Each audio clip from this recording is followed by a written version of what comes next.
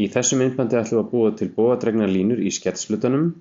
Ég smelli á skets, create skets, vel vinnuflöt til þess að búa til tvívídina. Ég smelli á skets og ark. Við höfum hérna 3 möguleika til þess að búa til þessar línur.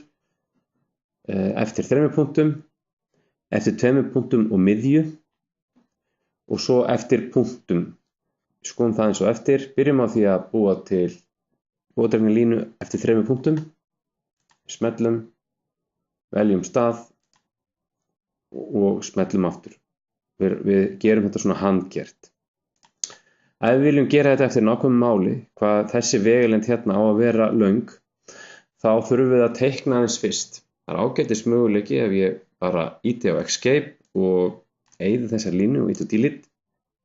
Til dæmis getum við búið til ferhyrning eftir miðju.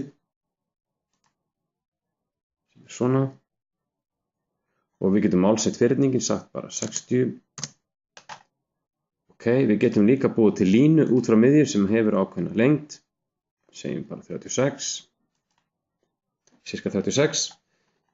Ýti á Escape, síðan fer ég hérna inn í skets og ark og geri eftir 3 línum, vel þessa línu, þessa og þá smelli ég akkurat í.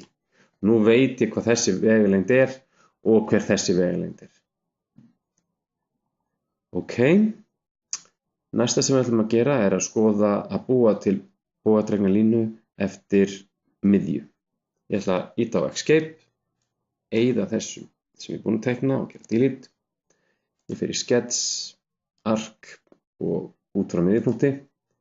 Ég byrjaði að velja miðjupunktin, svo fer ég bara í radíusinn og ég vel bara þessa tölu sem bara 60, þá enter, smelli og þá get ég dregið og ég get líka valið hvað ég vil hafa þessa bauginn stóran. Og ég ætla að segja bara 150 og enter. Og síðan ræði ég líka hvorum megin ég setja og smelli. Þá er ég komið með radíus 60 og þessi hérna lína er 150. Get ýtt á Escape, smellt í þessi form og stækka. Og breytt radíus. Eða farið hérna og lengt línuna. Ég ætla að eyða þessu, velja og gera Delete. Við ætlum aðeins að skoða hvernig við gerum tangent möguleikan.